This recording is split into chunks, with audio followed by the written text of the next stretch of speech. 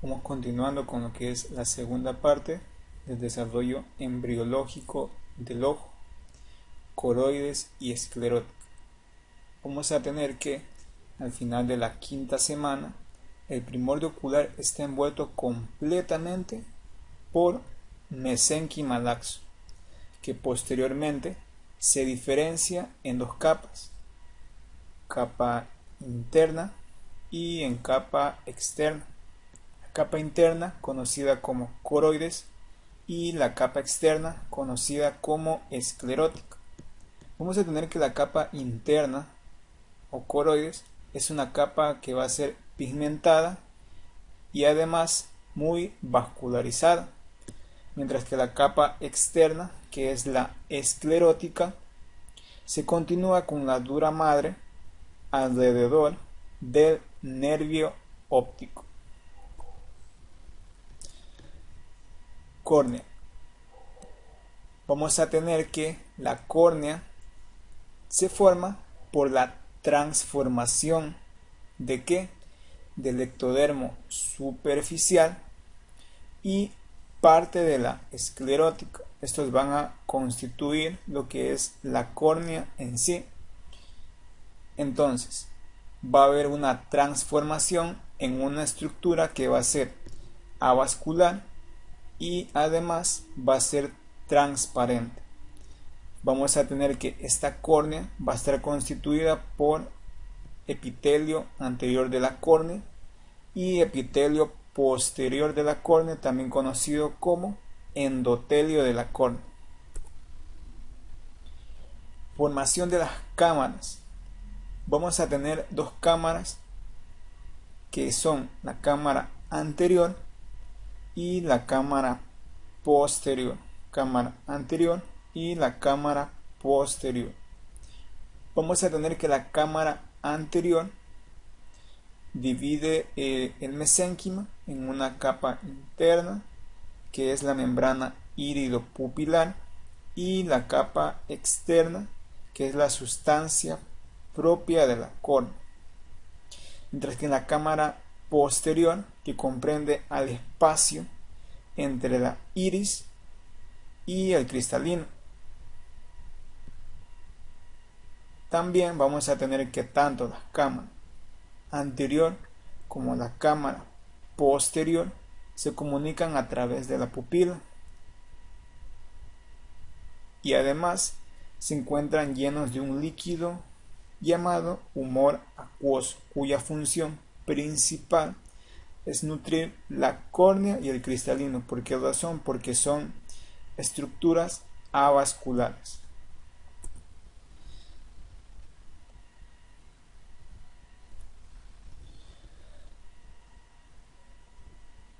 Humor acuoso. Vamos a tener que el humor acuoso es segregado por el cuerpo ciliar. El cuerpo ciliar es una continuidad de la coroides, que es la capa pigmentada y muy vascularizada. Vamos a tener que este humor acuoso se deposita en la cámara posterior y para pasar de la cámara posterior a la cámara anterior va a pasar por lo que es el orificio pupilar y de esta forma dirigiéndose también a la cámara anterior. ¿Para qué? Para nutrir lo que es la córnea y el cristalino.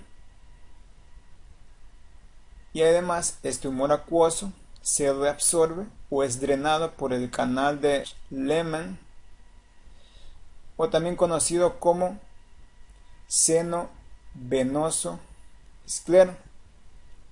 ¿Qué pasaría si el humor acuoso no se drena o no se reabsorbe? Se daría lugar a lo que es el glaucoma de tipo congénito. Tanto la cámara anterior como la cámara posterior se van a encontrar llenas de líquido acuoso. Cuerpo vítreo. Vamos a tener que el cuerpo vítreo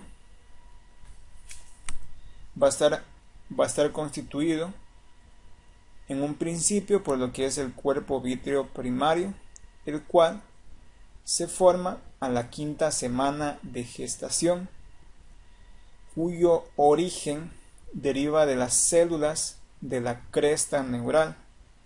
Pero este cuerpo vítreo tiene una característica que desaparece.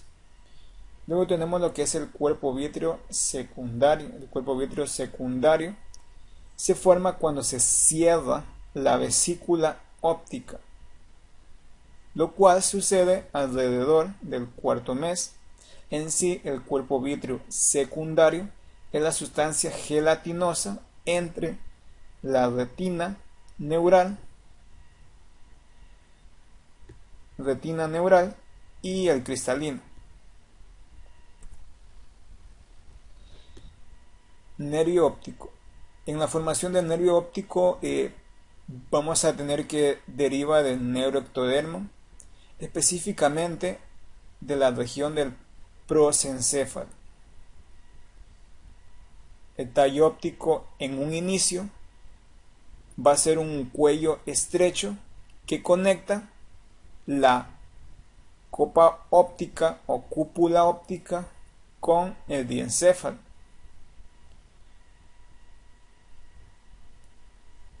El cual vamos a tener que el tallo óptico va a ser invadido por prolongaciones neurales procedentes de las células ganglionares, las cuales las encontramos en la capa neural de la retina.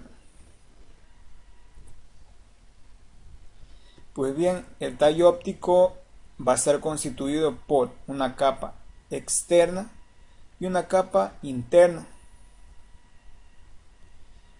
De ahí vamos a tener que las fibras nerviosas de la retina se van a encontrar entre las células de la capa interna.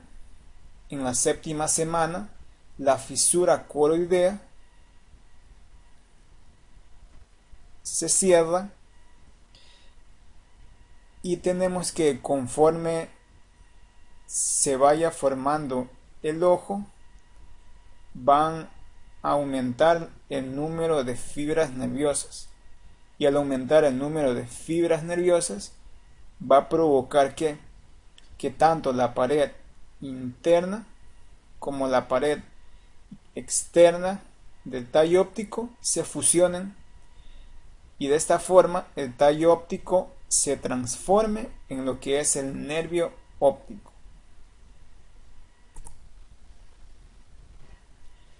En cuanto a la arteria central de la retina, vamos a tener que la arteria central de la retina se encuentra en la fisura coroidea. Ahí vamos a tener a lo que es la arteria hialoidea. Aquí tenemos lo que es la fisura coroidea. Aquí tenemos la arteria hialoidea. Sus ramas, cuya función es irrigar al cuerpo vítreo, a la retina y a la pared posterior del cristalino. Pero, ¿qué sucede tiempo después? La arteria hialoidea involuciona por un proceso de apoptosis, en donde su parte distal desaparece, pero su parte proximal persiste, y esta parte proximal va a dar lugar a lo que es la arteria central de la retina, cuya función va a ser irrigar solo la primera parte de la retina, es decir, no va a irrigar lo que es el cristalino, ni la córnea, ni las estructuras cercanas a ellas. Por esa razón es que el humor acuoso se encarga de nutrir dichas estructuras.